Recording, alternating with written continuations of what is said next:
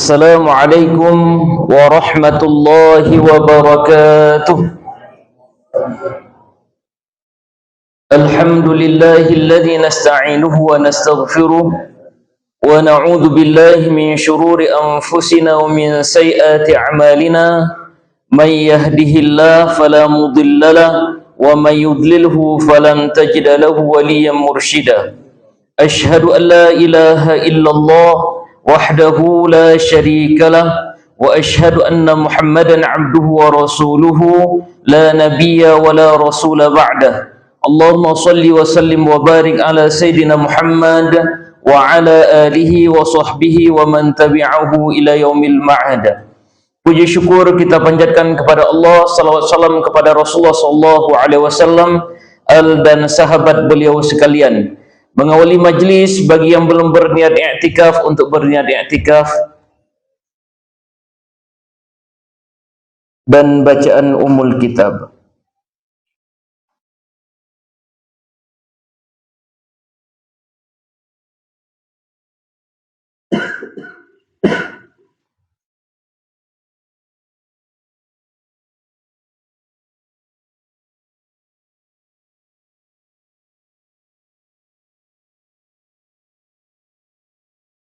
Sidang jamaah pengajian salat subuh yang dirahmati Allah, pada pembahasan sebelumnya kita membahas terkait dengan niat dengan berbagai permasalahan yang ada di dalamnya.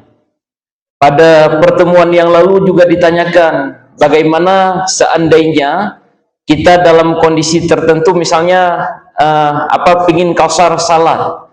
Ini imam adalah salat ada 4 rakaat dan salat muqim, salat muqim 4 rakaat. Kemudian kita karena ingin mengqasar, dan saya sudah menjawab pada pertemuan yang lalu terkait dengan misalnya seseorang yang ingin mengqasar salat, dia salat 2 rakaat, kemudian dia salam, kemudian bergabung kembali untuk salat yang ditarik berikutnya, dan kemudian dia menyudahi 2 rakaat lagi bersama imam. Itu tidak mengapa demikian, ya, nggak apa-apa. Nah, sidang jamaah sekalian, kita lanjutkan. Masih mungkin sedikit saya bahas terkait dengan niat, ya, terkait dengan niat. Bagaimana jika orang salat sendiri lalu berniat menjadi makmum? Jadi dia awalnya salat sendiri, kemudian bergabung menjadi makmum, artinya ada imam yang diikuti. Jika ada yang salat isya, misalnya bermakmum kepada imam yang salat tarawih, sebenarnya itu diperbolehkan. Ini kita salat isya, kemudian bermakmum kepada kepada imam yang melakukan salat tarawih. Ini sering terjadi misalnya dalam kondisi kita masbuk untuk datang pas salat tarawih. Itu dibolehkan nggak kita mengikut kepada imam yang melaksanakan salat salat tarawih? Ini kan kalau keumuman salat tarawih dilakukan 2 rakaat. Tadi isya kita berapa rakaat? 4 rakaat. Nah, sebenarnya kita dibolehkan untuk mengikuti imam yang melakukan salat tarawih. Jika imam salam, di sini tinggal makmumnya tadi, ini dia langsung meneruskan sisa 2 rakaat lagi, meskipun posisi dia tidak disebutkan sebagai makmum lagi. Ini lebih utama dia untuk menyelesaikan sendiri. Artinya ada cara lain sebenarnya kalau dia tidak menyelesaikan sendiri. Setelah dia duduk tahiyat awal, kemudian imam juga pada rakaat berikutnya untuk melaksanakan salat tarawih, dia bisa menggabungkan dirinya untuk di rakaat ketiga bersama imam yang tadi. Jadi dia bisa menggabungkan dirinya bersama imam. Dia melaksanakan salat isya rakaat ketiga, imam salat tarawih untuk rakaat berikutnya, ya. Jadi di sini dia maksudnya, jika pada saat imam tarawih melaksanakan 2 rakaat berikutnya dan yang sedang melanjutkan isya tadi berniat untuk gabung bermakmum lagi, ini di sisa 2 rakaat, itu diperbolehkan. Ini adalah pendapat yang terkuat di dalam mazhab Imam Asy-Syafi'i. Ini di dalam Minhaj disebutkan demikian. Kalau mau lihat untuk penjelasan lebih lanjut, ini di dalam Tuhfah kita bisa buka terkait dengan adab imam dan makmum. Nah, jika seseorang memulai salat dengan niat sendiri, kemudian dia bermakmum di tengah-tengah salatnya, apakah sebelum ruku ataupun sesudahnya, maka hal tersebut diperbolehkan menurut qaul Azhar. Menurut qaul Azhar ini adalah salah satu ini kalau mau baca Mahalli dan sebagainya, ini kan ada apa ini maksud dengan Azhar, tapi menurut saya nggak usah saya jelaskan di sini lagi apa ini maksud qaul Azhar dalam matan Minhaj ya. Jadi pokoknya diperbolehkan untuk mengikut kapanpun kita mau bergabung dengan imam. Nah, kemudian makmum memutuskan niat jamaah gimana? Ini sebenarnya pada pertemuan yang lalu sudah sedikit kita bahas. Sebenarnya untuk memutuskan niat jamaah itu ada dua kondisi. Ada mufaraqah dengan uzur. Ini mufaraqah dengan uzur ini kita keluar dari imam karena uzur. Ini ittifaq ulama terkait dengan kebolehannya. Jadi uzur yang kita maksudkan di sini, apakah mungkin imamnya yang batal, imam mungkin batal karena dia berhadas, ataupun dia menambah jumlah rakaat dari salat 4 rakaat menjadi salat 5 rakaat, ataupun dia melakukan sesuatu yang menafikan salat. Nah, ini imam makmum mufaraqah dari imam, dan mufaraqah tersebut sama sekali tidak berimplikasi apapun terkait dengan salat makmum. Nih, nggak ada implikasi apapun tanpa ada perbedaan pendapat di kalangan para ulama. Jadi dia boleh bermufaraqah karena memang imam melakukan sesuatu yang menurut dia sudah menafikan salat ataupun tidak sesuai dengan apa yang dia pahami. Kira-kira demikian. Itu artinya, saya ulangi, mufaraqah dengan uzur, para ulama ittifaq terkait dengan kebolehannya. Bagaimana jika mufaraqah tanpa uzur? Ini kita memang suka-suka mufaraqah saja. Ini juga pendapat yang paling asah adalah ini tetap dibolehkan kita mufaraqah meskipun tanpa alasan. Ini misalnya mau salat sendiri, tadi awalnya udah gabung sama imam. Ini kita memang mau salat sendiri lagi, itu juga tetap dibolehkan untuk kita lakukan hal yang demikian. Nih, ada pertanyaan berikutnya, Ustaz. Gimana kalau kondisi imam terlalu panjang baca? Ini misalkan Pak Ajis pas rakaat pertama beliau baca Ar-Rahman. Ya. Ini kayaknya enggak pas nih, terlalu panjang misalnya bacaannya dan sebagainya. Sebenarnya Bapak Ibu sekalian, terkait dengan panjangnya bacaan imam ini pernah terjadi memang pada masa Rasulullah. Sampai dia nggak mau salat lagi ke masjid. Jadi sahabat ini nggak mau salat lagi ke masjid. Dilapor oleh sahabat yang lain. Ke Rasulullah. Akhirnya dipanggillah si fulan tadi. Dipanggil si fulan, habis itu pas ditanya, panjang kali dia baca ayat. Itu jawaban yang disampaikan ke sahabat tadi kepada Rasulullah SAW. Akhirnya Rasulullah yang ditegur bukan makmumnya, bukan sahabat yang nggak mau datang ke masjid lagi, imamnya yang ditegur. Imamnya yang ditegur bahwa imam itu hendaklah memperhatikan siapa yang di belakangnya. Di belakangnya ada orang sakit, ada orang sehat, ada anak kecil, ada orang tua. Jadi imam itu untuk diikuti, tapi harus memperhatikan siapa orang-orang yang ada di belakangnya sehingga dia mempertimbangkan siapa termasuk panjang ayat yang dia baca. Ini artinya kalau seandainya nanti ada alasan, ini imamnya kepanjangan baca, saya mufaraqah sajalah. Ini tanpa alasan, kalau mungkin kebelet pingin kamar mandi, itu kan termasuk uzur syar'i, daripada nanti tambah ribet kita harus bersihkan masjid ya.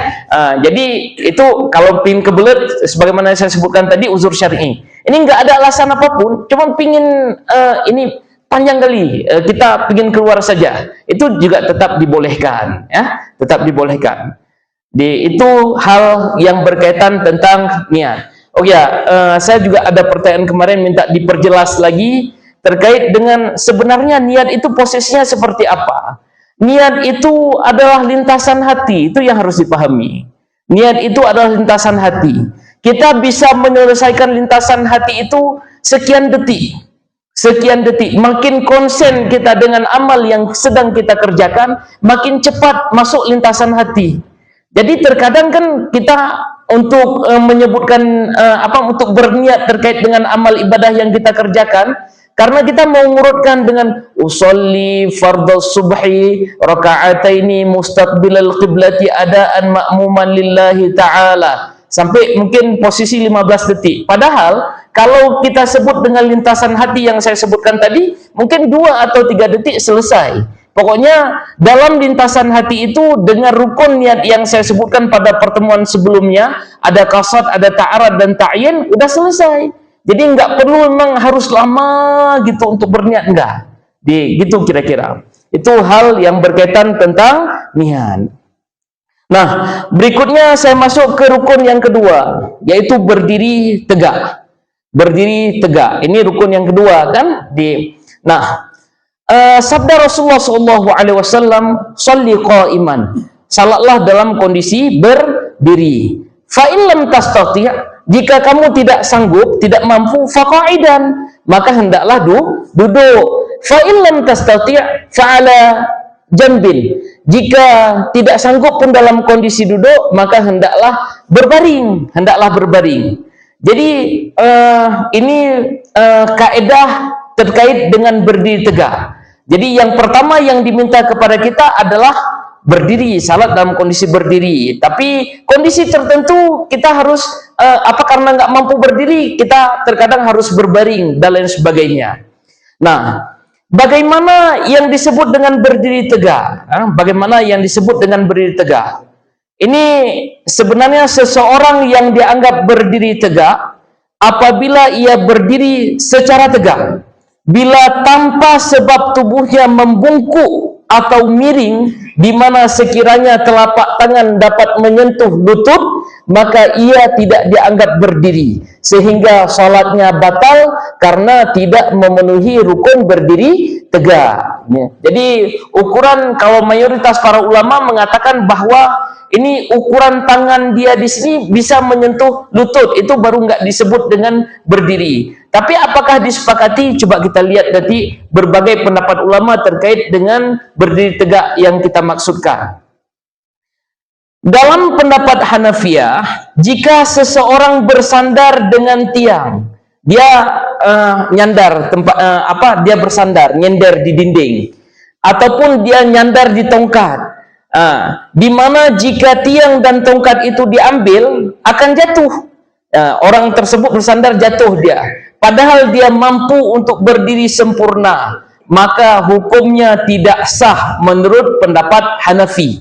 Jadi menurut pendapat Hanafi dalam kondisi demikian nggak sah. Jadi kalau misalnya kita salat nyender gitu, ada mungkin ya jarang-jarang, tapi ada kejadian pas dapat di dekat dinding langsung dia nyandarkan tubuh dia di dinding tersebut. Nah, ini dalam pendapat Imam Hanafi, kalau seandainya ukuran dia menyender tersebut, tiang diambil, dia terjatuh, maka salatnya tidak sah. Karena dia tidak berdiri tegak. Karena syarat dalam berdiri tegak, dalam pendapat Imam Hanafi ini adalah istiqlal.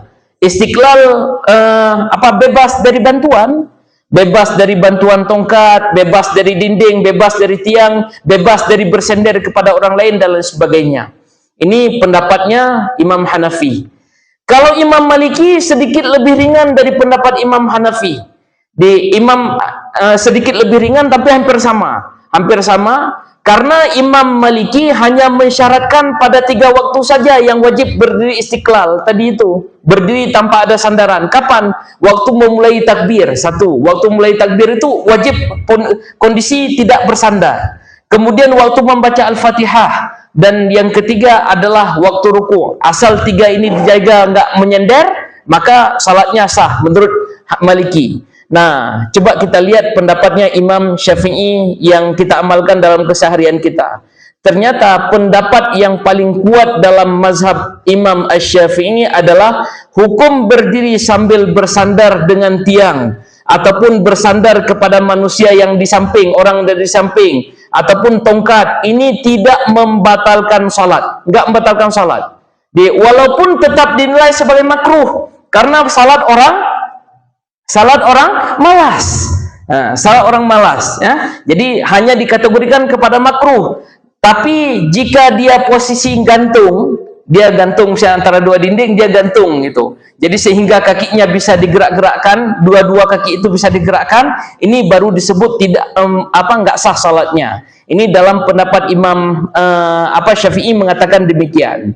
Tapi ini lebih ringan pendapatnya dari Imam Hanafi dengan Imam Malik, ya, untuk terkait dengan makna berdiri tegak tadi itu. Nah, kalau Imam Hambali ini hampir sependapat dengan Imam Hanafi dan Imam Maliki. Jadi berdiri dalam salat itu wajib. Dan wajibnya, syaratnya juga harus istiqlal. Jadi juga tidak dalam posisi bersandar dengan tiang manusia ataupun dengan tongkat dalam keseluruhan gerakan salat yang kita lakukan. Berarti kalau kita lihat dari 4 pendapat ini, yang paling ringan adalah Syafi'i, yang paling berat adalah Imam Hambali, terkait dengan berdiri tegak. Nah, gimana posisi kedua kaki ketika kita berdiri tegak? Ini posisi kedua kaki menapakkan tanah ataupun tempat kita berdiri. Dimakruhkan kepada kita untuk berdiri sebelah kaki waktu kondisi salat.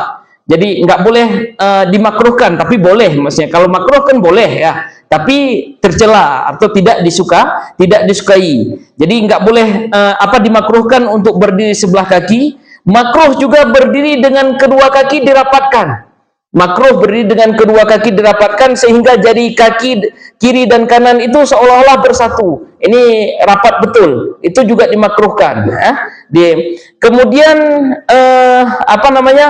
makruh juga posisi kaki depan belakang. Ini kayak pokoknya berdiri satu kaki di depan, satu kaki di belakang, kayak orang moto, kayak orang ambil pose gambar. Nah, ini juga dimakruhkan. Dan di sini kaki diminta untuk menghadap kiblat. Kaki diminta untuk menghadap kiblat. Tapi saya nggak mengatakan harus lurus seperti ini, ya. Nanti coba kita bahas apakah memang harus lurus seperti ini. Tapi dianjurkan untuk menghadap kiblat. Ya. Ini posisi ketika kita berdiri. Kemudian bila orang tersebut mampu berdiri di sebagian salat dan tidak mampu berdiri di sebagian yang lain, maka ia salat berdiri semampunya dan selebihnya dia sesuai dengan kemampuan dia. Kalau berikutnya dia duduk dan silakan. Jadi kalau dia salat 2 rakaat dalam kondisi berdiri, nggak sanggup lagi berdiri, silakan duduk, silakan duduk. Cuman ada pertanyaan berikutnya. Bagaimana batasan kondisi seseorang yang membolehkan duduk ketika dia tidak berdiri ketika sholat? Nih, sebenarnya batasannya adalah apapun yang menjadikan hilangnya kekhusyukan ataupun kesempurnaan dalam sholat, yang menyebabkan terjadi masyaqqah ataupun kesusahan bagi orang tersebut secara adat kebiasaan yang berlaku, maka ia dibolehkan untuk tidak berdiri dalam melakukan sholat fardu, baik untuk farduin maupun fardu kifayah. Kalau fardu kifayah apa? Salat jenazah. Jadi boleh duduk, ya, dia tergantung kondisinya, ya. Nah, bagi orang yang misalnya kondisi tertentu, ada orang misalnya salat di kapal, di atas sampan, ya, di sampan, dia takut jatuh kalau kondisi berdiri. Ini orang yang seperti itu dibolehkan langsung memilih salat duduk, nggak wajib untuk mengulang salat dalam kondisi dia dalam kondisi dia berdiri tadi itu. Kemudian dalam kondisi dia duduk. Kemudian juga misalnya ada orang sakit, misalnya kayak orang ini yang kalau bahasa Aceh meran dibilang, kalau bahasa gayanya apa ya? Di beser yang tasalsul al-baul, istilahnya? Apa bahasa gayunya? Di beser, ya, beser bahasa Indonesia, bahasa gayu. Pokoknya yang seperti itu dipahami maksud saya. Ini apabila dia dengan salat berdiri menyebabkan urinnya keluar, maka bagi dia untuk salat fardu di sini boleh dilakukan dalam kondisi duduk dan tidak perlu diulang kembali. Gitu juga misalnya ada dalam kondisi perang, tentara misalnya yang berada di medan perang ataupun yang sejenisnya, kekhawatiran misalnya bisa dilihat oleh musuh sehingga dia harus salat dalam kondisi duduk, itu tidak perlu diulang kembali dalam dia melakukan salatnya, ya. Nah, gimana kalau kondisi salat sunnah? Ini ada hadisnya. Man shalla qa'iman fahuwa afdal. Barang siapa yang salat dalam kondisi berdiri, afdal, lebih bagus. Wa man shalla qa'idan, barang siapa yang salat dalam kondisi duduk, falahu nisfu ajril qa'imi, maka bagi dia adalah setengah pahala dari orang yang berdiri. Wa man shalla na'iman, dan barang siapa yang salat dalam kondisi tidur, falahu nisfu ajril qa'idi, maka bagi dia adalah setengah pahala dari orang yang duduk. Dari orang yang duduk. Nah, ini kewajiban untuk berdiri ketika salat hanya berlaku pada salat fardu, bukan salat sunat, ya. Karena dalam salat sunat ini seseorang secara mutlak diperbolehkan melakukannya, apakah dia memilih dengan duduk ataupun dengan tidur, ini meskipun nggak ada alasan, cuman pahalanya saja yang berbeda, tapi tetap dibolehkan. Untuk dia nggak ada alasan apapun, langsung dia duduk ataupun dia langsung dalam kondisi tidur, ya.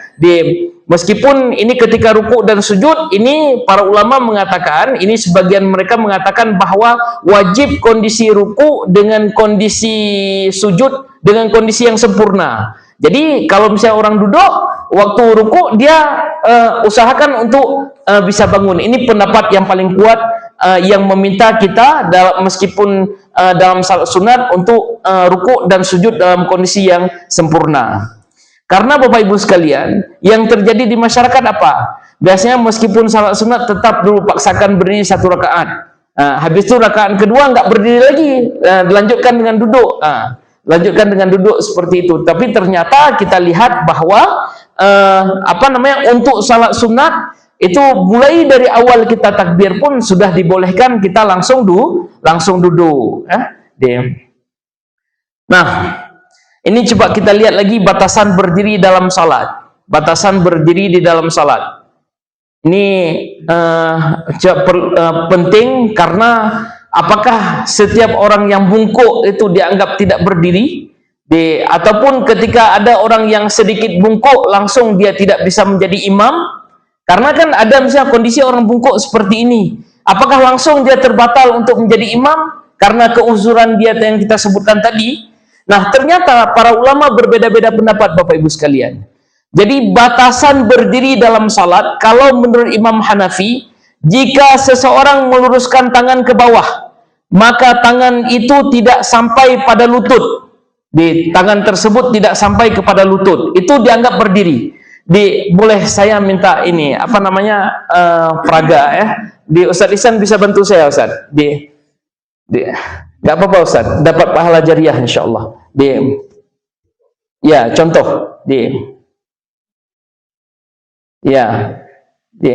Silakan berdiri aja, Ustaz. Ini kondisi, ini tangannya berdiri nggak menyentuh lutut. Tapi coba Ustaz yang kita masukkan berdiri dengan menyentuh lutut, coba Ustaz. Ini menyentuh lutut. Ini tidak dianggap dengan berdiri, ya, tidak dianggap berdiri. Ini dalam pendapat Imam Hanafi. Ya udah Ustaz, posisi balik. Tetap dulu. Kemudian menurut Imam Maliki dengan Imam Hambali, batasan berdiri adalah bukan dalam keadaan duduk, juga bukan dalam keadaan membungkuk seperti ruku, melainkan berdiri tegak. Kepala boleh ditundukkan ke bawah tanpa mengurangi kesempurnaan berdiri. Artinya bukan disebut dengan duduk, bukan disebut dengan ruku. Beliau tidak membahas terkait dengan untuk menyentuh lutut ini. Ini dalam pendapat Imam Maliki dengan Imam Hambali. ya. Di kepala boleh ditundukkan, kepala boleh ditundukkan. Nanti kita bahas waktu kita berdiri tegak ke mana arah kepala kita. Nanti kita bahas berikutnya, ya. Kemudian dalam pendapat Imam Syafi'i ternyata berbeda dengan pendapat jumhur. Berbeda dengan pendapat jumhur. Karena dalam batasan berdiri dalam mazhab Imam Syafi'i ukurannya belakang. Saya ingin lihat belakang. Ukurannya adalah tulang punggung itu, tulang punggung kita ini yang di belakang ini, itu yang menjadi batasannya. Ini dan tidak disyaratkan untuk menegakkan leher. Untuk leher boleh seperti ini, boleh seperti ini. Cuman yang menjadi patokan adalah ini apa namanya? Ya tulang belakang kita kan, tulang belakang ini yang menjadi patokan, ya. Sehingga waktu kita berdiri ini untuk tulang belakang tidak boleh miring kanan, nggak boleh miring kiri. Itu baru disebut dengan berdiri tegak. Makanya tidak sah karena meninggalkan suatu kewajiban tanpa uzur, membungkuk yang meniadakan arti berdiri tegak, maka hal tersebut membatalkan salat. Makanya kalau dalam dalam pandangan Imam Syafi'iyah itu kalau misalnya ada orang sedikit bungkuk, coba saat meskipun kayak gitu, meskipun belum menyentuh lutut, ini sudah dianggap tidak berdiri tegak. Jadi orang yang seperti ini dianggap tidak maksudnya batal salatnya. Ataupun dalam kondisi tertentu ada orang yang bertakbir, coba takbir Ustaz sambil bungkuk Ustaz. Ada orang kayak gini takbirnya. Pernah lihat Bapak Ibu sekalian takbir Allahu Akbar. Ini dia tidak dalam kondisi berdiri tegak. Tidak dalam kondisi berdiri tegak. Dipahami ya untuk berdiri tegak ya. Nah, kecuali jika dia sakit tidak mampu untuk berdiri, maka kewajibannya gugur secara total. Jadi kalau ada pertanyaan, Ustadz, ada orang di kampung saya umurnya udah sekian tahun, tapi dia salatnya bungkuk, itu berarti nggak berdiri tegak dong Ustadz. Ini kalau memang ini tulangnya yang bengkok dan nggak bisa diberdirikan lagi, itu kewajibannya gugur secara mutlak. Jika seseorang tidak mampu salat sambil duduk, maka dia boleh salat sambil berbaring terlentang dengan meletakkan kaki di arah kiblat dan berisyarat ketika rukuk dan sujud. Ini jelas, jika seseorang yang salat tidak mampu untuk berdiri sendiri karena lemah atau sebab lain yang memberatkan, itu juga tidak mengapa untuk dia lakukan demikian. Nggak apa-apa Ustaz di sini ya, nggak apa-apa. Itu untuk kondisi berdiri. Ya. Terus kita bahas gimana pandangan mata waktu berdiri tegak ini, arah pandangan mata kita kemana? Biasanya kalau coba Ustaz, kalau ke sajadah, ya ke sajadah berarti ke sajadah maksudnya sajadah lebar. Ini sajadah yang bagian mana yang biasa Ustaz lihat? Sajadah depan. Memang ada sajadah di belakang kan nggak mungkin dilihat ya. Maksudnya yang Ustaz Ihsan maksudkan adalah ini kita pandangannya, pendapat yang pertama adalah kita memandang ke tempat sujud gitu Ustaz ya. Jadi bukan yang beliau maksudkan bukan ke sajadahnya, tapi ke tempat sujud. Ya, kira-kira langsung ke arah ini Ustaz ya. Ini tempat sujud. Ini pendapatnya Malikiyah mengatakan tempat sujud. Rata-rata bisa saya bilang Malikiyah mengatakan demikian. Anas bin Malik meriwayatkan dia pernah bertanya kepada Rasulullah, wahai Rasulullah, ya Rasulullah, aina adha'u basari fi sholati? Wahai Rasulullah, kemana aku meletakkan pandanganku ketika salat? Rasulullah SAW menjawab, inda mauzi'i sujudika ya Anas. Tempat sujudmu wahai Anas. Tempat sujudmu wahai Anas. Kemudian ada hadis lain, karena Rasulullah SAW idza qama ila sholati, adalah Rasulullah SAW apabila mendirikan salat, lam yandur illa ila mauzi'i sujudihi, enggak melihat beliau kecuali ke tempat sujudnya. Kecuali tempat sujudnya.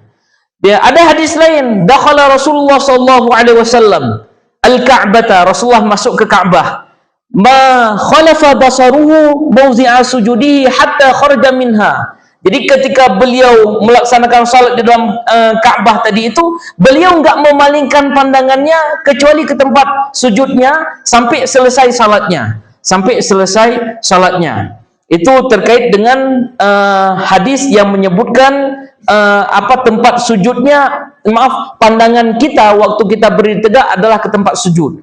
Apakah ada mazhab lain, ada pandangan lain? Ternyata ada. Kita mazhab yang kedua ini mengatakan bahwa pandangan kita bukan ke tempat sujud tapi ke kaki. Ini kaki Ustaz. Ke kaki, bukan badan yang bungkuk, hanya leher saja yang bungkuk. Coba Ustaz, kondisi lihat ke kaki ini arahnya.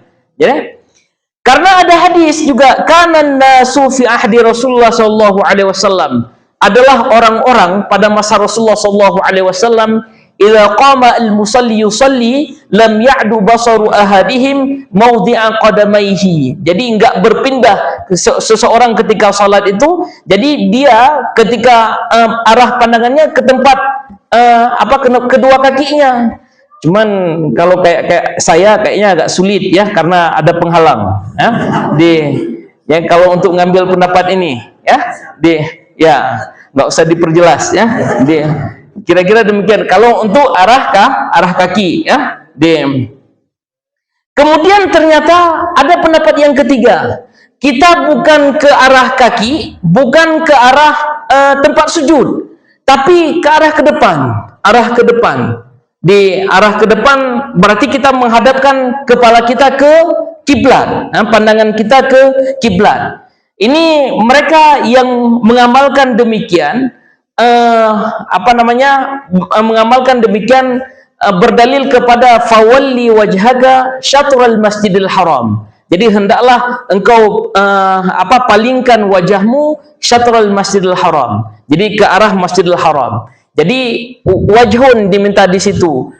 Jadi fawalli wajhaka, maka palingkan wajahmu. Jadi kan wajah juga diikuti oleh mata. Ini pendapat yang ketiga. Tapi kalau Syafi'i ada dua pendapat, dalam Syafi'iyah ada dua pendapat. Pendapat yang pertama ke tempat sujud sama ke depan ya. Ini pendapat dalam Syafi'iyah mengatakan demikian. Ustaz, nanti berikutnya saya minta bantuan lagi.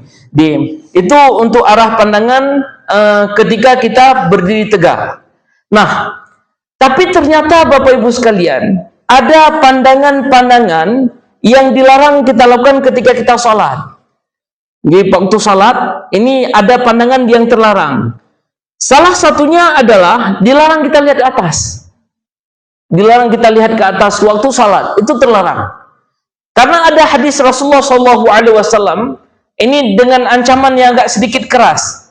La yantabihiyanna aqwamun, hendaklah dicegah ini aqwamun, orang-orang yarfa'una absarahum ila samai fi shalah, yang mengangkat pandangannya ke langit ketika dalam salat. Aula yarji'u ilaihim, berat ternyata, aula yarji'u ilaihim, ataupun setelah dia nggak balik-balik lagi pandangannya seperti itu. Memang dalam riwayat yang lain ini ketika Rasulullah SAW awal syariat salat itu arah pandangan arah kiblatnya adalah Masjidil Aqsa, Rasulullah sebenarnya mendambakan agar arah kiblat itu dipindahkan ke Mekah. Dan disebutkan juga dalam riwayat Rasulullah sering meminta tersebut ketika beliau melihat ke atas. Cuman secara teks hadis, ini teks hadis di sini menyebutkan bahwa Rasulullah melarang kepada kita untuk melihat ke atas ketika kita sedang sholat. Jadi kalau di sini ada kaidah gitu dalam mustalah al-hadis, ketika ada perbedaan antara hadis qauli dengan hadis fi'li, maka yang didahulukan adalah hadis qauli. Hadis qauli itu terkait dengan memandang ke atas ya. Kemudian pandangan lain gimana yang terlarang? Toleh kiri, toleh kanan, itu terlarang ya. Tapi toleh kiri, toleh kanan terlarang tersebut tanpa kebutuhan. Artinya kalau butuh silakan toleh. Kalau misalnya butuh ini melihat HP siapa yang bunyi ini, silakan toleh kalau memang butuh ya. Kalau memang butuh. Karena pernah ditanya oleh Aisyah, kata Aisyah, sa'altu Rasulullah sallallahu alaihi wasallam anil iltifati fi shalah.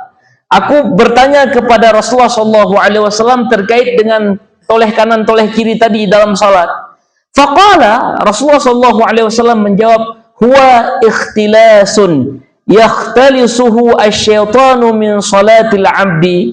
Itu gangguan, memang ikhtilas, yang memang syaitan mengganggu, tujuan mengganggu dari salat yang dilakukan oleh seorang hamba. Jadi artinya Bapak Ibu sekalian, larangan untuk melihat kiri kanan itu adalah karena tidak butuh. Tapi kalau butuh silakan.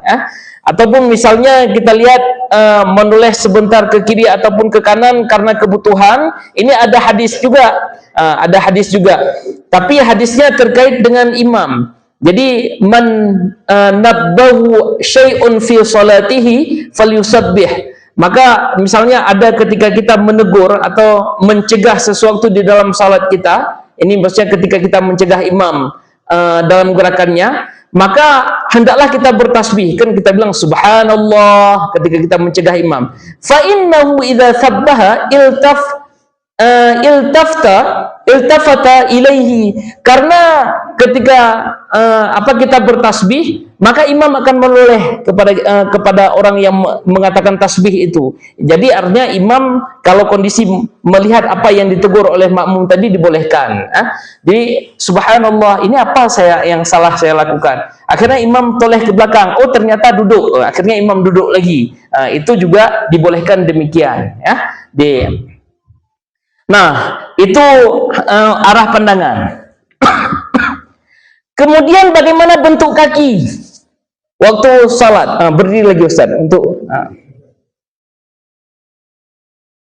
ini ya, bentuk kaki ke depan sedikit lagi Ustaz biar nampak semua. Ya. Ini ada hadis Ibnu Umar mengatakan berdiri dengan merapatkan kedua kaki. Merapatkan kedua kaki.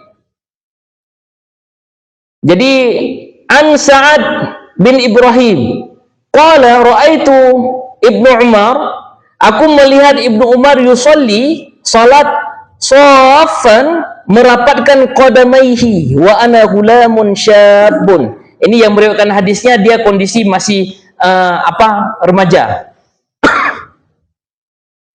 Coba Ustaz rapatkan dua kaki Ustaz. Rapat Ustaz. Ya, ini rapat dua kaki. Ini pendapat yang pertama, tapi ini bukan pendapat Syafi'i ya. Ini bukan pendapat Syafi'i. Nah, ini pendapat yang pertama untuk kondisi kedua kaki. Kemudian pendapat yang kedua, itu udah Ustaz, itu pendapat yang pertama. Direnggangkan dengan jarak yang tidak terlalu renggang dan tidak terlalu rapat. Jadi dijarakkan, direnggangkan, tidak terlalu renggang dan tidak terlalu rapat. Ada hadis Abdullah bin Mas'ud annahu ra'a rajulan qad saffa baina qadamaihi, bahwasanya dia melihat ada seseorang pemuda, ini dia merapatkan kedua kakinya ketika salat. Kemudian Ibnu Mas'ud mengatakan akhta'as sunnah, ini menyalahi sunnah. Law rawaha bainahuma kana a'jaba ilayya, kalau dijarangkan antara keduanya maka itu lebih menarik bagiku. Ini kata Ibnu Mas'ud demikian. Abdullah bin Mas'ud mengatakan demikian. Artinya dijarangkan. Nanti kita lihat gimana ukuran menjarangkan. Gimana ukuran menjarangkan. Ada hadis lain dari Uyainah bin Abdurrahman. Kuntu ma'abi fil masjid. Uyainah ini bilang, saya bersama bapakku di masjid. Fara'a rajulan saffan baina qadamaihi. Aku melihat orang merapatkan di antara kedua kakinya. Faqala, kemudian dia berkata, alziq ihdahuma bil ukhra, jarakkan antara keduanya, pisahkan antara keduanya dengan yang lain. Laqad ra'aitu fi hadzal masjid 18 min ashabi Rasulullah sallallahu alaihi wasallam ma ra'aitu ahadan minhum fa'ala hadza qad. Jadi aku melihat ya di waktu kejadian itu ada 18 pembesar sahabat ada dalam masjid tadi, dan aku tidak pernah melihat mereka merapatkan kedua kaki. Nah, ini coba baru kita lihat pendapat Imam Mazhab menyikapi berbagai hadis yang kita baca tadi. Kalau mazhab Imam Hanafi, memperkirakan jarak untuk meregangkan kedua kaki saat berdiri salat adalah sekiranya 4 jari. Coba Ustaz, di ke depan sikit lagi Ustaz, yang sana nggak nampak. Ya, 4 jari Ustaz. 4 jari. 4 jari ini Ustaz. Ya, 4 jari ukurannya. Ini 4 jari atau gimana? Udah 4 jari itu. Ini pendapat Imam Hanafi yang 4 jari. Ini jelas ya, pendapat Imam Hanafi 4 jari. Jika melebihi ataupun mengurangi, jika lebih dari 4 jari ataupun kurang dari 4 jari, makruh dalam pendapat Imam Hanafi. Kalau Syafi'i gimana? Syafi'i memperkirakan jarak meregangkan dua kaki sekira 1 jengkal. Coba 1 jengkal. 1 jengkal. Itu 1 jengkal Ustaz. Makanya bingung kita 1 jengkal siapa nih? 1 jengkal Ustaz aja. 1 jengkal Pak Isan. 1 jengkal. Ini 1 jengkal Ustaz. Bukan gini. Ini apa namanya? Ini kan bukan jengkal. Ini. Gini jengkalnya. Coba Ustaz. Ini Syafi'i mengatakan demikian. Jadi ukuran untuk berdiri antara kedua kaki seperti itulah ukurannya. Nah, ternyata Imam Malik mengatakan hal yang berbeda. Untuk merenggangkan kedua kaki, ini hukumnya sunnah. Di mandub beliau sebutkan, karena beliau menyebutkan ada perbedaan antara mandub dengan sunnah. Tapi Syafi'i nggak ada beda antara mandub dengan sunnah, semua sunnah. Jadi ukurannya adalah sesuatu yang ditempatkan atau dilakukan secara proporsional. Jadi ukuran kira-kira bahu kiri kanan kita. Coba Ustaz, ukuran bahu kiri kanan.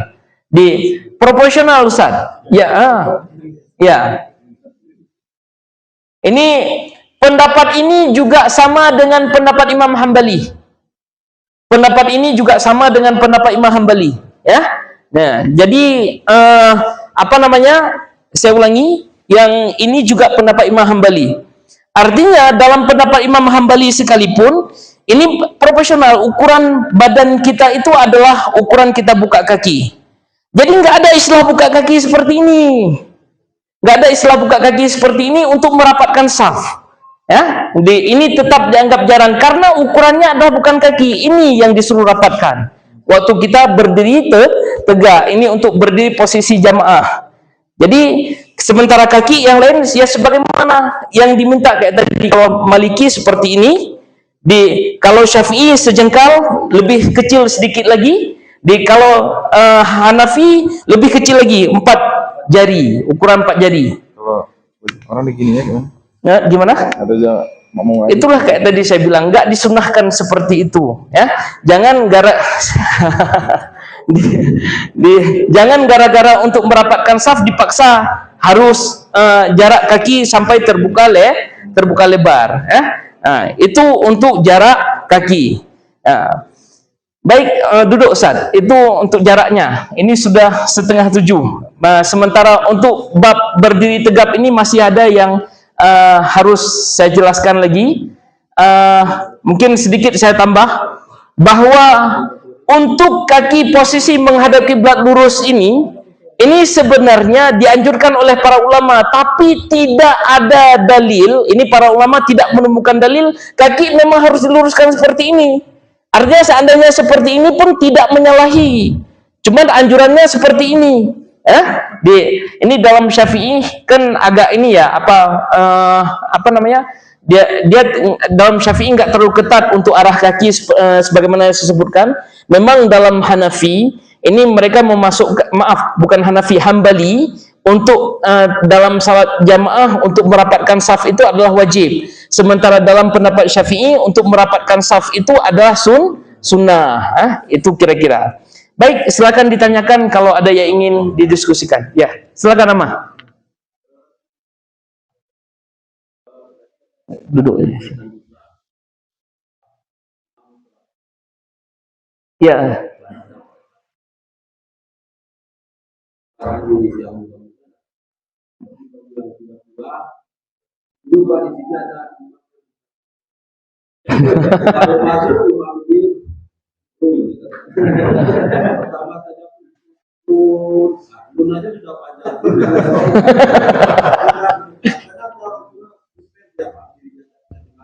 Iya.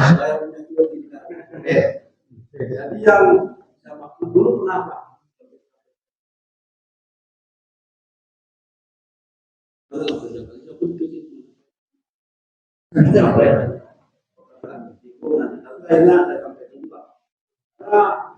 Panjangnya luar biasa sehingga dalam hati Pak apa dalam hati begitu apa sudah batal kalau salat Enggak panjang, enggak batal salat Ama. Kalau misalnya panjang kali imamnya, tapi kita enggak keluar dari imam, dia enggak keluar dari imam, itu tidak membatalkan salat. Tapi kalau misalnya keluar enggak ya, keluar enggak ya, keluar enggak ya, itu batal salat. Beda dengan puasa. Kalau puasa buka enggak, buka enggak.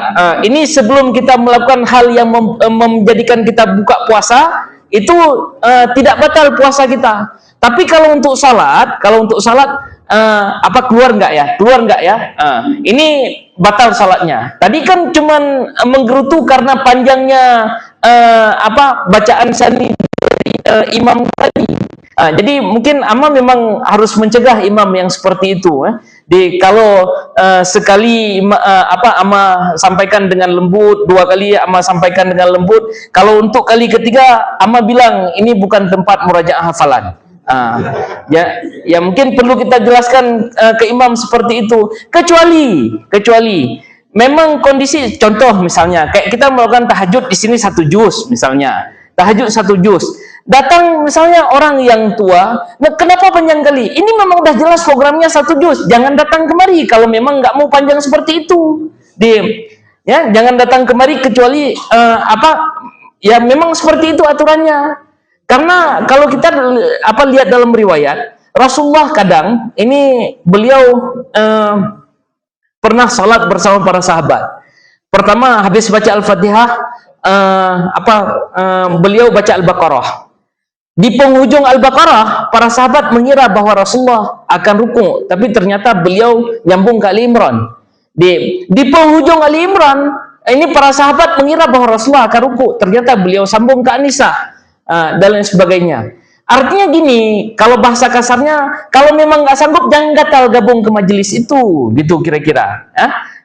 Karena itu memang majelis terkhusus dengan memang bacaan yang panjang. Kita yang nggak kuat mundur, jangan kita rusak program yang sebagaimana yang kita sebutkan tadi. Tapi kalau memang itu salat wajib dan sebagainya, maka kita lihat di Masjidil Haram, kan itu biasanya 3 ayat terbaca kan, bisa nggak panjang-panjang bacaannya, karena melihat oh ternyata di situ ada anak kecil, di situ ada orang tua, di situ ada yang kepanasan dan lain sebagainya. Bahkan ini kondisi misalnya kondisi panas sekali, kadang antara azan dengan iqamah nggak dikasih ini lagi, nggak ada jarak lagi. Ini Masjidil Haram ya, bisa kan biasanya antara azan dengan iqamah 10 menit atau 15 menit, tapi kondisi tertentu bisa sangat panas, langsung diiqamahkan, karena yang mereka pikir adalah ada orang-orang yang tidak terlindung dengan dari terik panas matahari. Itulah gimana Islam memperhatikan apa yang dibutuhkan oleh oleh umatnya, gitu kira-kira Mas. Ya boleh Mas.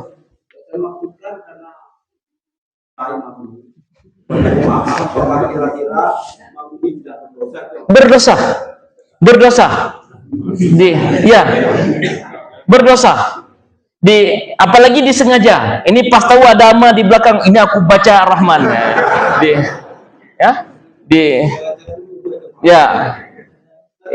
ya boleh.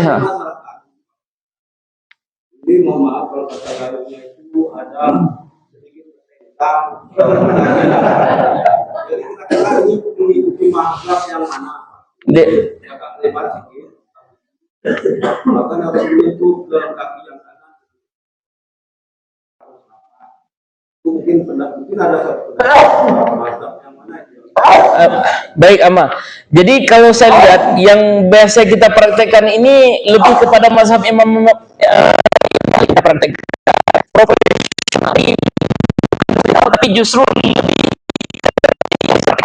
artinya sebenarnya itu tidak sampai membatalkan sholat, nggak sampai membatalkan sholat. Cuman terkait dengan menyentuh kaki dan lain sebagainya untuk merapatkan shaf, sebagaimana yang saya sebutkan tadi, sebenarnya ukurannya bukan kaki akan tetapi bahulah yang menjadi ukuran, gitu ya. Di bahu yang menjadi ukuran itu saddul khalal. Di ini apa, tutup apa namanya, ruang-ruang karena di antara ruang tersebut justru akan mempermudah godaan syaitan silakan Ustaz Jumari.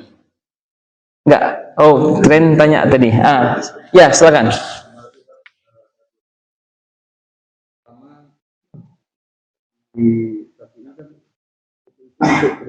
Ya, sebagian. Ya.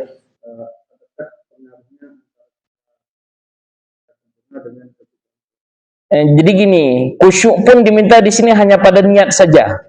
Di khusyuk hanya pada niat saja. Jadi waktu niat kita nggak kemana-mana mikirnya.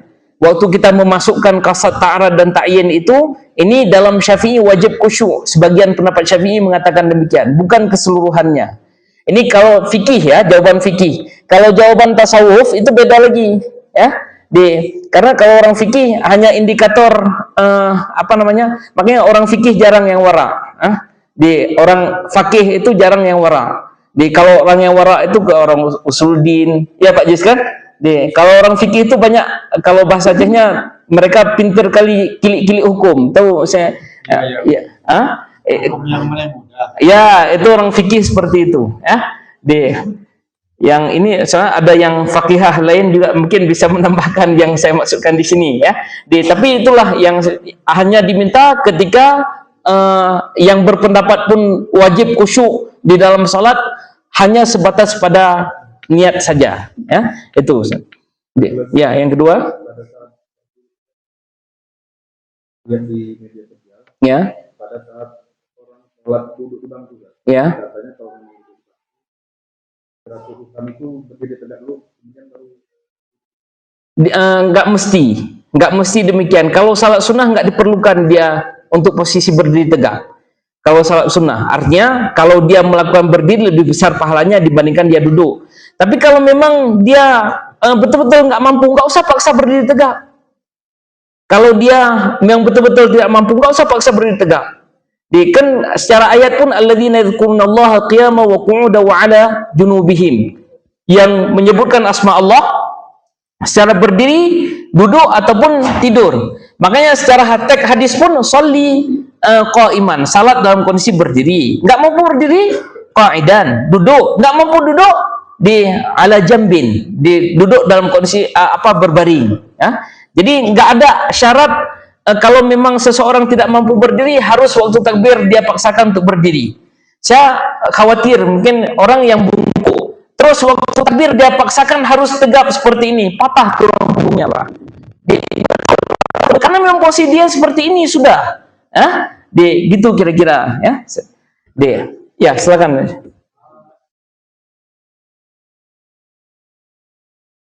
Ya. Ya, tahan ataupun ini. Ya.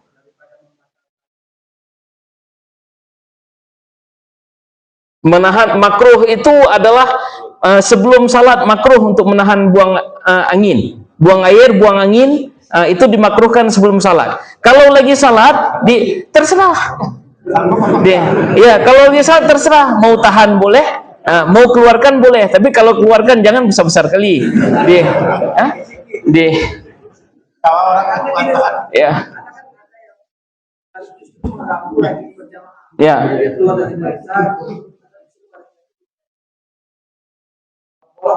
Ya. Bebas. Ini kalau kondisi uzur kayak tadi, ini apalagi misal bukan cuman kentut, ada isinya, ya. Ini uzur yang seperti itu, hadis yang kita baca kemarin terkait dengan melangkah depan orang salat nggak dipakai itu. Karena mudaratnya lebih besar. Itu, ya. Ya. Baik, silakan yang lain. Pak Mahmud, silakan.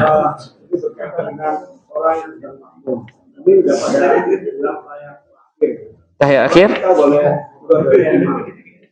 Di tahiyat akhir Pak Mahmud ingin keluar dari imam. Ya, kalau ditanya boleh keluar dari imam, boleh. Tapi tetap pahalanya berbeda dengan ikut imam secara sempurna. Tetap berbeda pahalanya ketika kita ikut imam, salam pun kita berbarengan dengan imam. Mungkin terkadang aduh gak tahan lagi ini kita misalnya, kan langsung kita salam, boleh Pak. Tapi waktu salam itu jangan lupa niat mufarakah. Tapi kalau Pak Mahmud gak niat mufarakah, di situ batal salat Pak Mahmud. Nggak ada niat mufarakah, secara otomatis batal salatnya. Maka penting niatkan innamal a'malu binniyat, gitu. Jelas Pak ya? Silakan. Itu yang saya lakukan. Oh ya.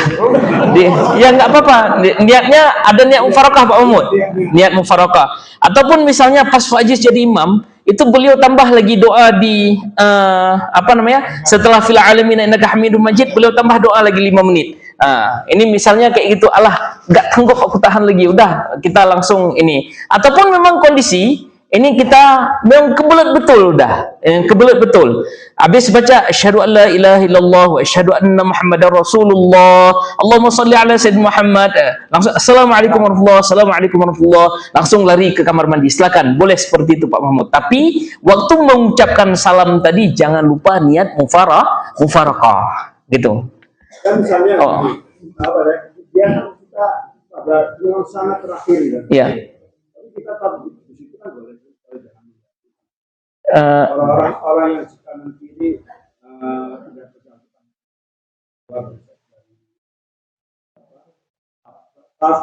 Boleh kan? Nah, ini saya nggak paham pertanyaannya. Ya. Ini kabarnya Pak. Ini seperti orang yang sudah dalam sab tadi. Ya. Itu Pak Mahmud ada hajat, Ya. tahan lagi. Sebelum menunggu imam salat tadi, Pak Mahmud sudah parakah. Ya. Kemudian yang menjadi permasalahan di situ antara kita mau keluar kemana. Ya. Sedangkan kita umpama di sab paling depan atau setiap kedua. Kalau Ini semua orang nggak ada peluang untuk kita keluar. Ya. Sedangkan Pak Mahmud tadi kan punya hajat. Dia kan mau ke kamar mandi atau mau kemana. Di- Karena nggak memang betul-betul kebelet. Ya. Ini nggak gimana caranya ya? Maka itu saya bilang Pak Din, kalau kondisi cuman angin yang keluar nggak apa-apa duduk di situ. Cuman masalahnya kan terkadang bersama isi-isinya gitu kan. Jadi harus keluar dan silakan langkahi orang salat dengan kondisi mudarat yang kita sebutkan tadi itu. Ya, silakan langkahi orang salat karena mudarat yang kita sebutkan tadi, ya. Silakan. Assalamualaikum warahmatullahi wabarakatuh. Ya.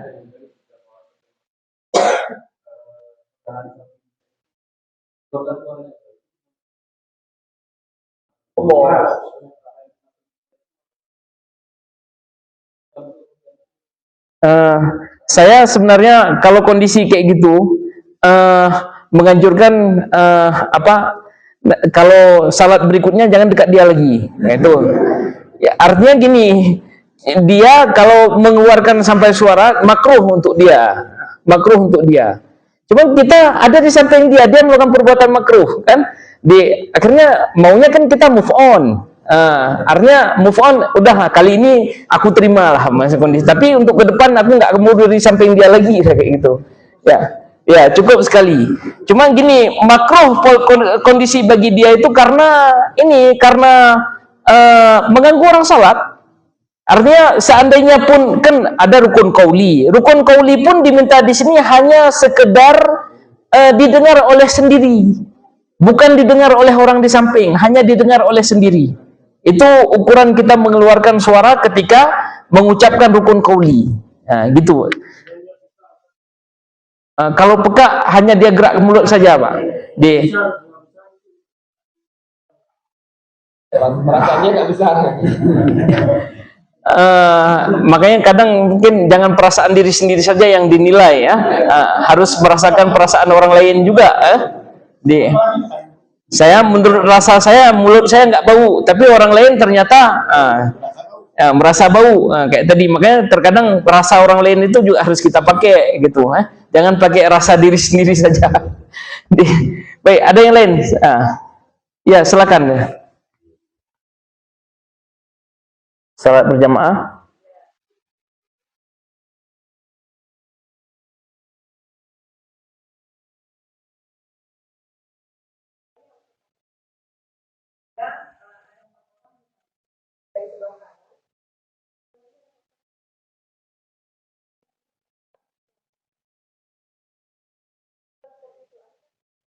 Ya.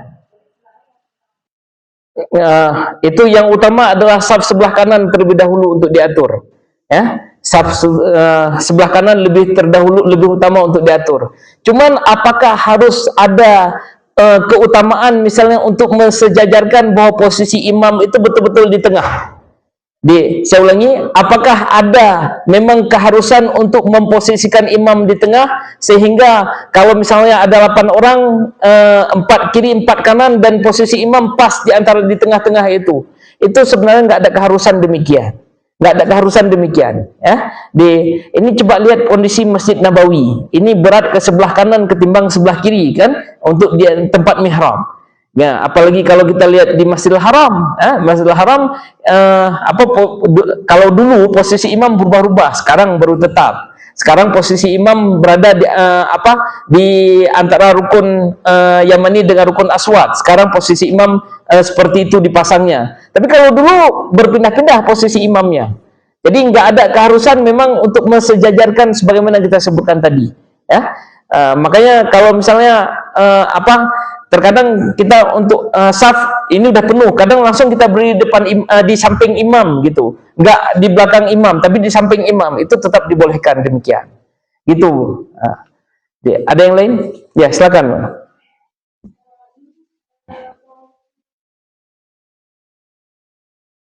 Ya,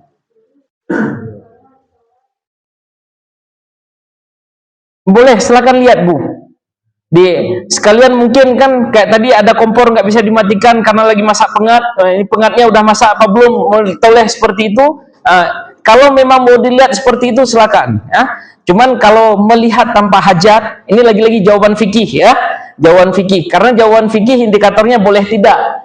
Kalau jawaban tasawuf, akhlak dan sebagainya, kan lebih bagus kita memang betul-betul konsen Pak Jis, ya. Jadi kalau misal melihat anak ini atau anak saya yang jatuh atau bukan gitu kan, misalnya. Jadi silakan lihat. Jadi bahkan untuk lihat ke belakang pun boleh. Asal nanti arah pandangan ketika untuk yang dimaksudkan dengan mustaqbilal qiblah itu yang mana? Untuk mustaqbilal qiblah. Kalau dalam pendapat Syafi'i, mustaqbilal qiblah itu adalah dada. Jadi dada yang nggak boleh kayak gini. Kalau pandangan silakan seperti ini. Dada yang menjadi ukuran itu Syafi'i. Kalau Maliki dada dengan pandangan. Kalau Maliki dada dengan pandangan, dengan muka artinya, ya. Tapi tetap dibolehkan dalam kondisi tertentu untuk menolehkan muka sebagaimana kita sebutkan tadi. Kalau Syafi'i hanya dada yang menjadi patokan mustaqbilal qiblah, gitu Bu. Boleh, tapi Syafi'i mensyaratkan 3 gerakan. Kalau Syafi'i mensyaratkan 3 gerakan, mayoritas mengatakan asal untuk kebutuhan salat silakan. Jadi termasuk gerak pindah saf dan sebagainya. Kalau Syafi'i, apakah itu untuk kebutuhan salat, di luar salat tetap 3 gerakan itu menjadi patokan. Jadi termasuk buka pintu. Buka pintu dan sebagainya, gerakan itu menjadi patokan dalam Syafi'i. Kalau jumhur dilihat untuk kebutuhan salat ataupun bukan. Kalau misalnya ke Imam Hanafi tidak membatasi berapa kali gerakan itu kita lakukan, asal untuk kebutuhan salat silakan. Maka kita lihat, maaf ya, ini saya coba praktekkan. Kalau misalnya dalam Syafi'i, ini misalnya kan untuk masuk ke saf depan. Biasanya kan kalau orang Syafi'i jaga. Seperti ini. Kalau orang Syafi'i mengatakan seperti itu. Tapi kalau orang Malik dengan Imam Hanafi, karena untuk kebutuhan salat silakan langsung seperti ini. Itu untuk ukurannya. Tapi Syafi'i tetap harus menjaga 3 kali gerakan yang kita sebutkan tadi. Ya, gitu Bu. Ada lain? Ya, silakan. Sebentar Pak. Rukun qauli? Ya. Enggak buka mulut berarti enggak mengeluarkan suara. Enggak sah. Itu pekerjaan hati. Sementara ini minta adalah rukun qauli. Jadi misalnya baca Al-Fatihah, enggak ada tuh. Nah. Karena memang diminta adalah ini kita mengucap, gitu. Silakan, Mbak.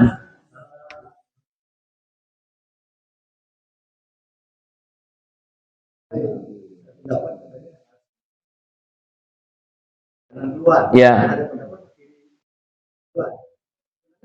Sebenarnya gini Pak Din, sesuai dengan kebutuhan. Kalau memang pintu yang ada pintu sebelah kanan, jadi usahakan untuk ngisi sebelah kiri duluan, biar nanti orang yang masuk berikutnya tidak terhalang dengan saf yang udah kita bentuk di sebelah kanan. Jadi sesuai dengan kebutuhan. Jadi nggak ada misalnya keharusan harus sebelah kiri dulu, harus sebelah kanan dulu. Itu nggak ada keharusan demikian. Ya. Tengah dulu. Nggak apa-apa juga, boleh juga di tengah dulu.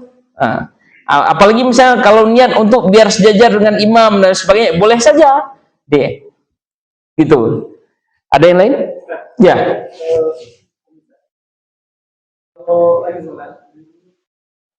Ya.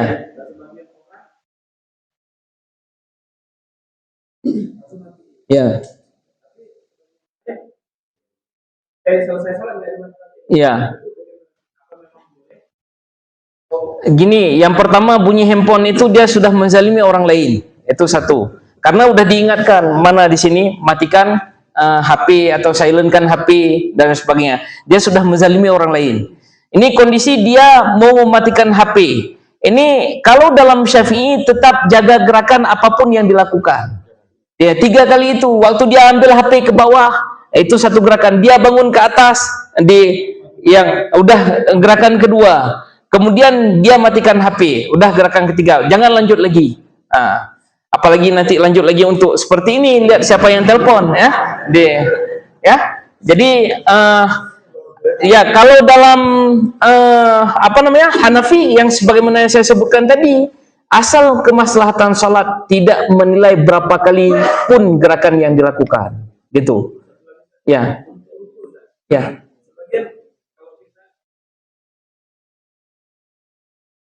Ya. Ya. Jadi ini nanti sebenarnya ruku nanti akan saya jelaskan pada saat ruku, tapi takutnya nggak sempat, ya. Nggak sempat. Jadi posisi tangan di ruku itu adalah memang di lutut. Lutut. Itu sepakat para ulama untuk memposisikan tangan di lutut. Kecuali nggak punya lutut, ya. Ya. Jadi nggak ada posisi di bawah. Nggak ada posisi di bawah. Kalau kondisi, coba Ustaz, bangun Ustaz. Coba Ustaz. Ya. Ini sedikit lagi Ustaz, jatuhkan bukan. Jadi untuk meluruskan ini Bapak Ibu sekalian, untuk meluruskan ini bukan ini yang digeser, ini yang diturunkan. Ya? Ininya yang diturunkan, bukan ini yang digeser. Kadang biar untuk meluruskan ini seperti ini di bawah, itu salah. Karena posisi tangan mesti di lutut, ya, ininya yang diturunkan, ya. Gitu kira-kira. Jelas Ustaz? Nanti akan saya jelaskan lebih rinci ketika saya membahas bab ruku. Baik, silakan Pak Muhammad. Ini berkaitan dengan makhluk tadinya kan hanya 1 orang. Ya. Kita datang ada 3 orang. Ya. Dulu waktu saya masih muda. Ya dulu waktu masih muda lah. Ya. Baik makhluk, makin mundur ini kami tambahan makhluk. Ya. Dan dia mundur juga. Ya seharusnya bagaimana ini ketika kita ini ya kita posisi ini yang mundur kan yang ini ya. Walaupun tidak ditahu kan mundur. Sebenarnya boleh makmum yang mundur, boleh imam yang maju. Ya. Boleh imam, saya ulangi, boleh makmum yang mundur, boleh imam yang maju. Yang penting ketika kita melakukan perpindahan gerakan sebagaimana yang saya sebutkan tadi itu. Kalau Syafi'i saklek dengan gerakan itu. Memang Syafi'iyah ittifaq terkait dengan gerakan. Terkait dengan gerakan yang kita sebutkan tadi. Boleh kan imam yang maju? Boleh. Boleh imam maju, boleh makmum mundur. Boleh atau dua-duanya Ustaz ya? Jangan dua-dua, nanti hilang. Imam maju, makmum mundur, nanti tambah jarak nanti enggak 3 zirak lagi nanti ya. Baik, silakan. Ada yang lain? Ya, silakan.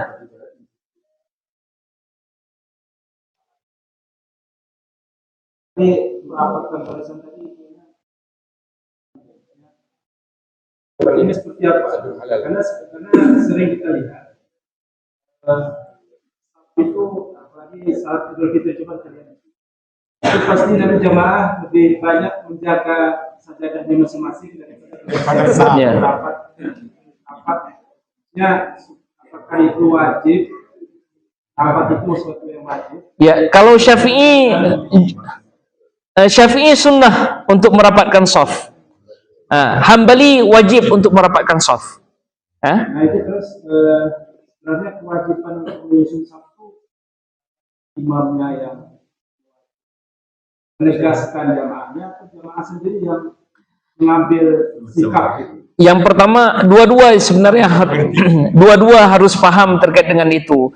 Jadi sunnah bagi imam sebelum bertakbir untuk memperhatikan keadaan makmum. Jadi imam itu sebelum beliau bertakbiratul ihram itu disunahkan untuk melihat kondisi makmum. Terkadang kan imam begitu ambil posisi Allahu Akbar, nggak tahu dia apakah makmumnya sudah siap dan sebagainya. Jadi memang sunnah untuk memperhatikan kondisi makmum. Jadi kan biasanya untuk mengucapkan sawu sufufakum itu arahnya adalah ke arah makmum, bukan ke arah kiblat kita mengucapkannya. Bukan ke arah kiblat. Jadi kita lihat kiri kanan, oh saf udah oke. Saf udah oke. Akhirnya kita bertakbir. Saf belum oke, kita tunda dulu, kita rapikan saf terlebih dahulu. Kita rapikan saf terlebih dahulu. Ini seharusnya yang sunnahnya demikian. Kita rapikan saf terlebih dahulu, baru kita bertakbir. Cuman ini lagi-lagi, kalau yang saya lakukan sekarang itu teori yang saya lakukan sekarang, karena meskipun saya posisi jadi imam, saya nggak berani mencegah seperti itu. Ya Pak kan, sampai sekarang nanti, oh imam ini banyak kali bacot sebagainya, ya kan, banyak kali aturan, tapi sunnahnya demikian, ya.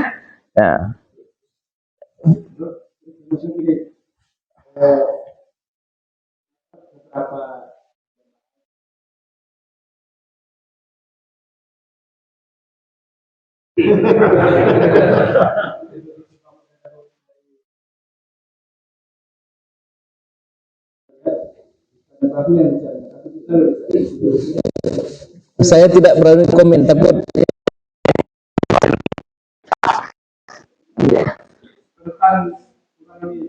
ya, ditambah lagi sama imam bilang beliau geli kalau sentuhan kaki dengan kaki dia. Ya maka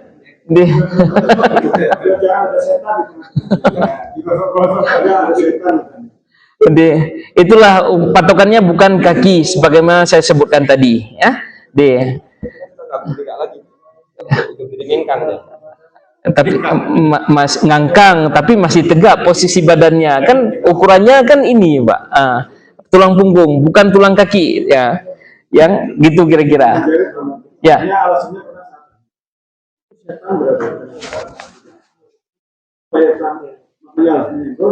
Saya khawatir setannya berada di antara dua kaki dia Pak, ini yang itu lebih khawatir lagi.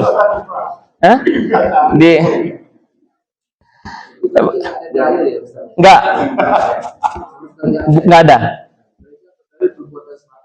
Enggak, perbuatan sahabat adalah sebagaimana yang kita sebutkan tadi, arah kakinya, ya. Baik, ya silakan.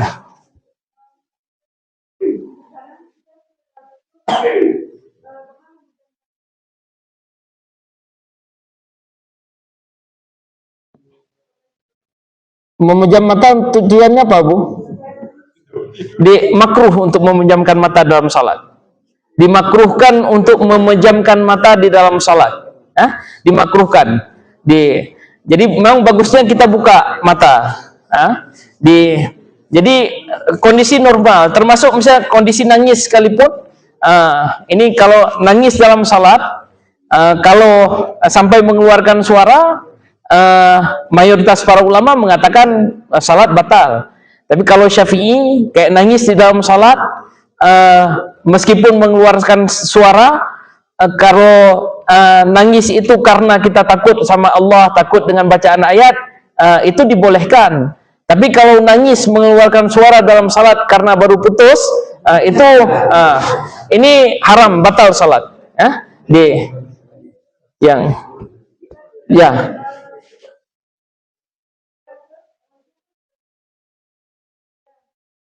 Ke sajadah mana ini lagi tadi? Tempat sujud. Ya, tempat sujud. Terus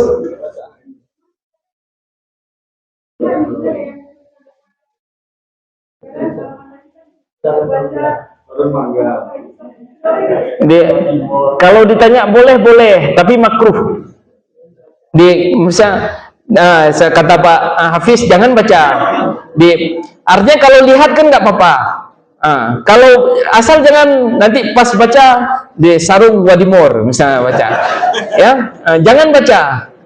Kalau hanya lihat di dalam hati saja, ternyata misalnya dia Bu Ida pakai sarung wadimor, udah itu aja. Nanti kalau mau diucapkan setelah salat, ya silakan lanjut.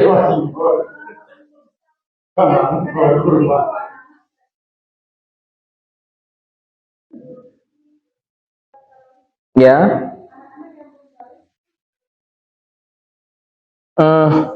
ini untuk urusan saf ini Bapak Ibu sekalian, ini kayak tadi kita sebutkan terkait dengan anak-anak. Ada para ulama menganggap bahwa anak-anak itu tiang, ada para ulama mengatakan bahwa anak-anak itu memutuskan saf.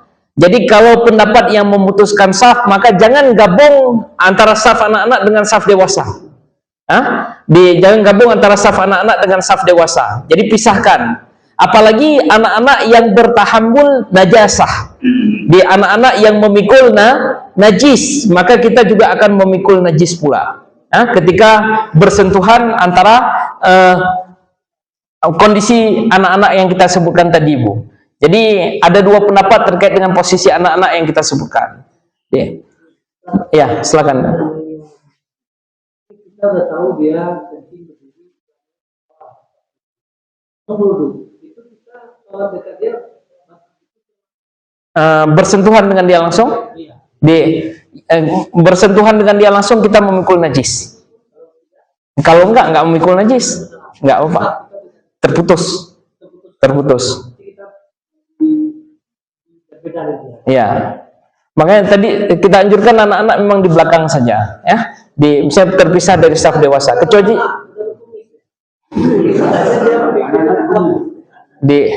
itu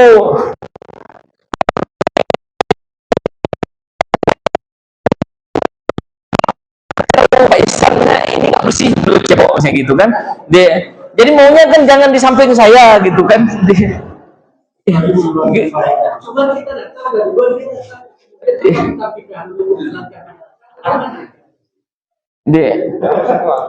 ya jangan bersentuhan, betul, jangan bersentuhan. Apalagi tahu dia memikul najis. Geser lagi.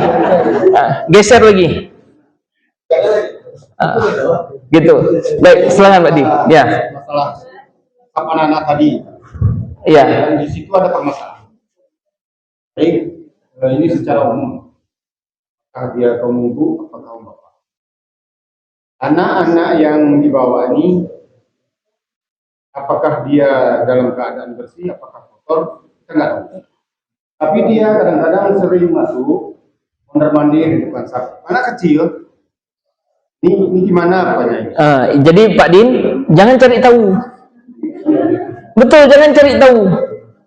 Anggap aja bersih, anggap aja suci. Kalau cari tahu nanti Pak Din panggil anak, sini saya lihat kaki lu. Habis tanya lu kakinya ini bekas apa?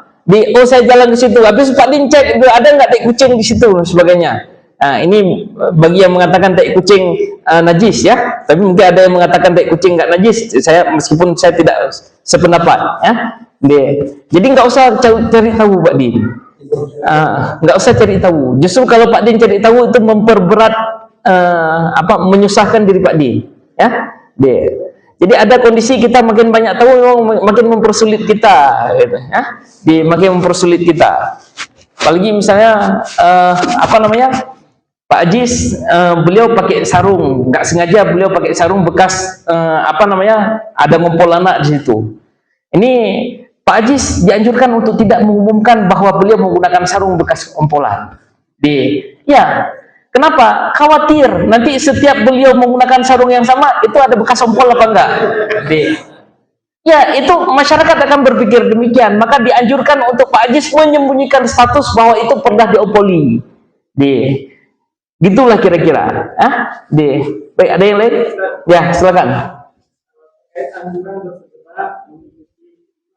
Ya. Ada yang Ya.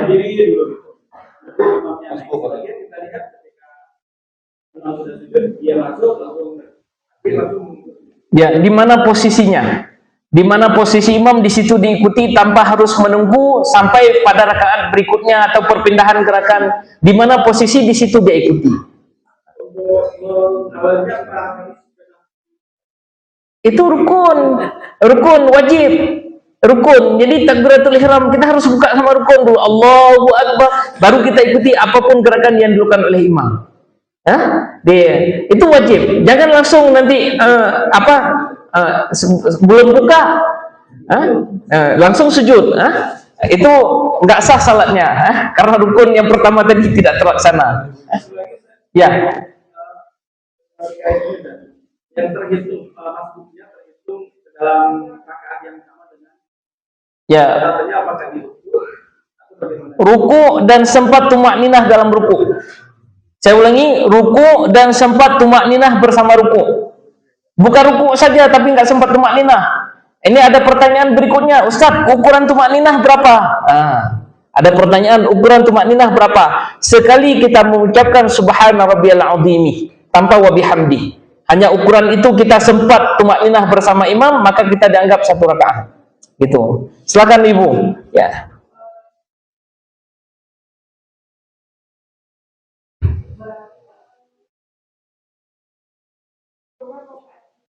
Ya.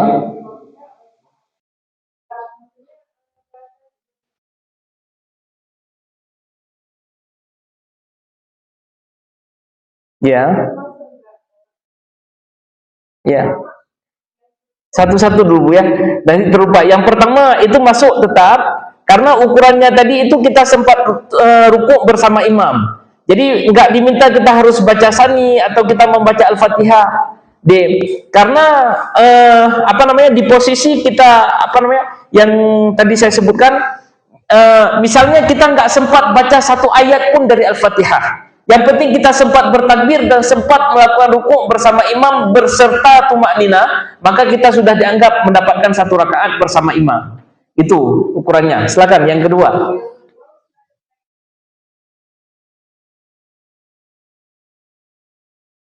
Ya.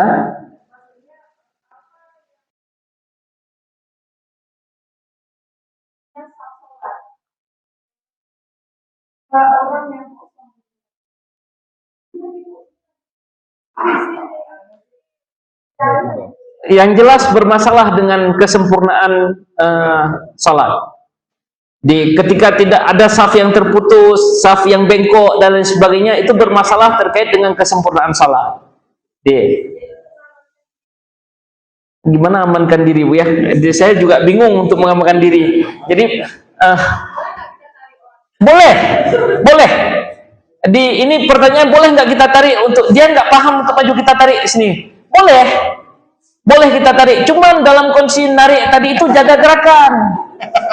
Jadi nggak jaga gerakan untuk tidak melebihi dari 3 kali itu. Jadi kalau misalnya kita tarik dia nggak paham kita tarik, ya, dibolehkan. Dibolehkan. Balas tarian. Ya, apalagi sampai balas tarian. Ya, artinya gini, kalau memang dia tidak paham kita tarik, kemudian dia mengikuti, berarti apa namanya?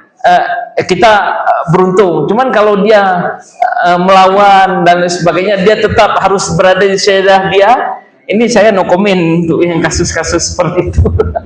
Tapi boleh ditarik, ya, boleh ditarik. D. Atau misalnya kayak gini, ini safnya kosong saf di depan. Yang di samping kiri kanan nggak ada paham untuk maju. Ini saya yang paham yang di belakang saf itu untuk maju, tapi saya gemuk, sementara posisinya kecil. Saya dorong untuk dia ke depan. Itu boleh juga seperti itu. D. Cuman jaga untuk gerakan dalam Syafi'i. D. Baik, saya rasa cukup ya. Semoga bermanfaat. Nanti pertemuan berikutnya kita coba bahas terkait dengan takbiratul ihram. Kita lanjut dengan rukun yang berikutnya. Semoga bermanfaat. Kita tutup dengan doa kafaratul majelis. Subhanakallahumma bihamdika. Assalamualaikum warahmatullahi wabarakatuh.